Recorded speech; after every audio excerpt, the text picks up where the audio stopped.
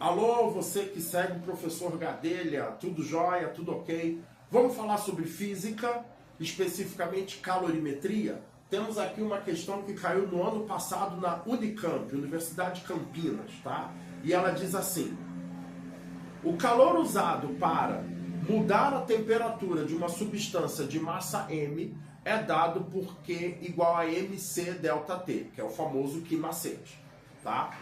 Onde C é chamado de calor específico e o calor necessário para alterar o seu estado físico é dado por Q igual a M vezes L, que é o Q mole, né? Massa vezes o calor latente, em que L é chamado de calor latente. A figura a seguir, que é essa aqui, tá? Representa o diagrama de temperatura em função da quantidade de calor para uma mesma quantidade de massa das substâncias 1 e 2. Considere que 1 e 2 sofrem a mesma transformação de estado físico e indique a temperatura, a alternativa correta. Então vamos lá. Na letra A está dizendo o calor específico das substâncias 1 e 2 são iguais. Na letra B, a substância 1 tem calor específico menor que a substância 2. Na letra C, o calor latente das substâncias 1 e 2 são iguais. E na letra D, a substância 1 tem calor latente maior que a substância 2. Maior, né? Isso. Então vamos lá. Vamos entender a questão? A Unicamp, na primeira parte do enunciado, dá a definição fala sobre o Q macete, fala sobre o Q mole, dá a definição fala quem é o calor específico, quem é o calor latente e por aí vai. Ou seja, é o que a galera chama de contextualização. Eu chamo de cola mesmo, tá? A Unicamp foi uma mãe aí, dando essa cola aí, que é até para quem, esqueceu sobre calor específico e tal. Realmente ajuda muita gente essa cola daí. Mas vamos lá. Além disso, a Unicamp deu essa figura, que nada mais é, aí dando pitaco em química, já não é nem física, é um pedaço do diagrama de mudança de estado de duas substâncias hipotéticas 1 e 2, tá? E daí, em cima dessa substância, em cima desse diagrama, ele faz essas opções. Na letra A e na letra B, questionando a respeito dos calores específicos, e na letra C e D, sobre o calor latente. Então vamos lá.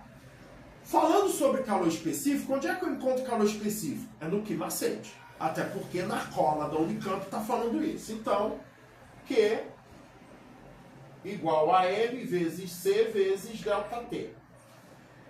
Pelo diagrama e pelo próprio enunciado da Unicamp, o calor está fazendo o papel de X, aí dando pitaco em plano cartesiano, né?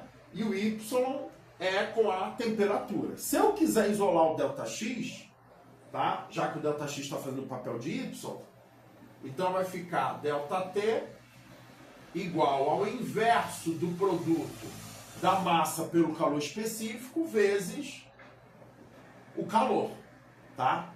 Lembrando que ΔT é a temperatura final menos a temperatura inicial, tá? Pegando a temperatura inicial, jogando para o outro lado, vai ficar mais a temperatura inicial. Então eu reescrevo temperatura em função do calor é igual ao inverso do produto da massa pelo calor específico vezes o calor mais a temperatura inicial.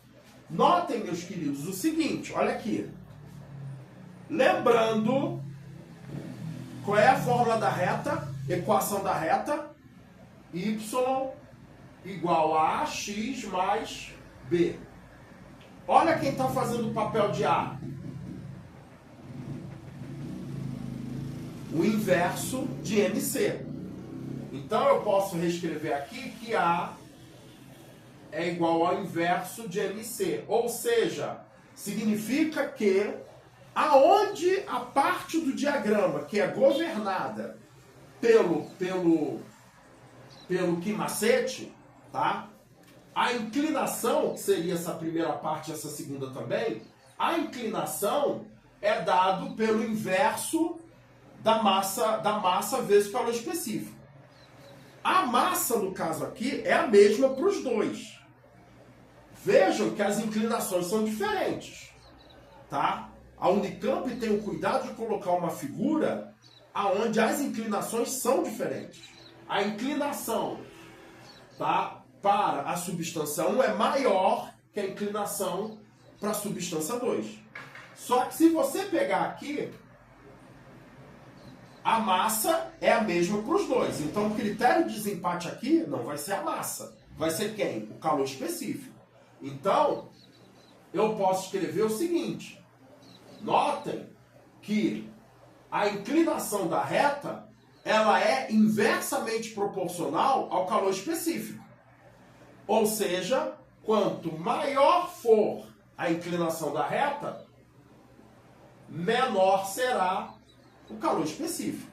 Ora, assim sendo, quem é que tem a maior inclinação? É a substância 1.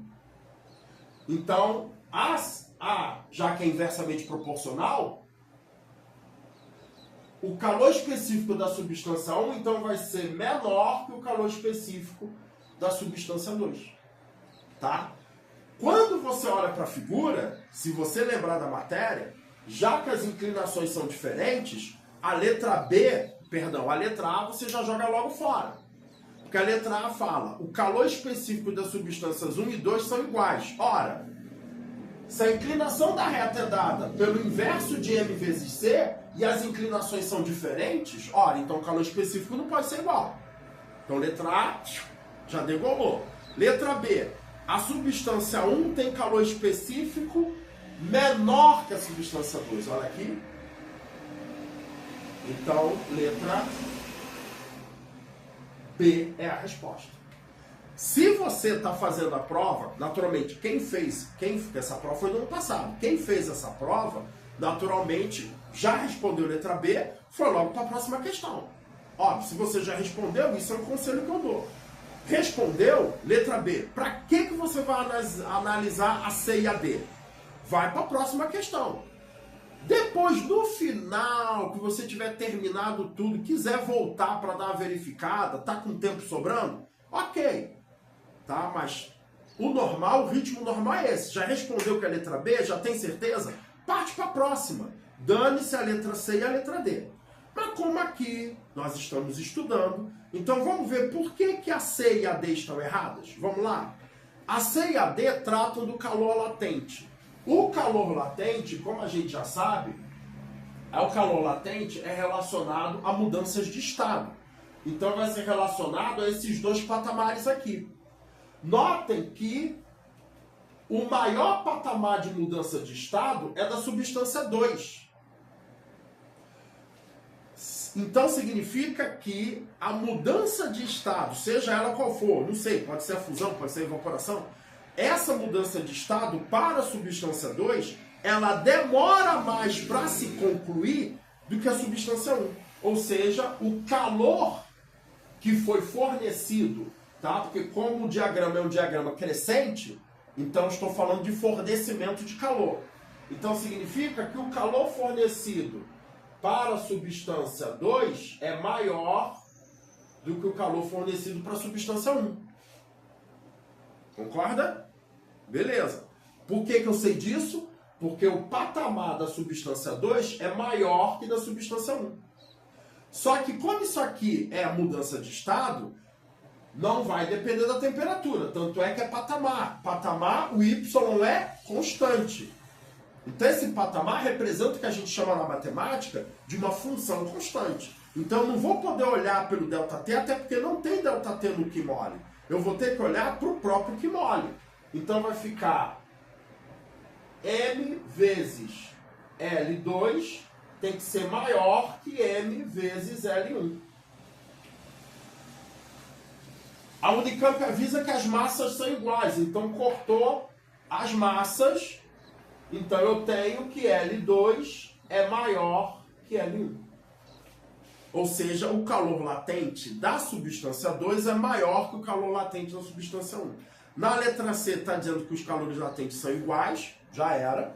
E na letra C está dizendo que o calor latente da substância 1 é que é maior que da substância 2. Não, justamente o contrário, é menor.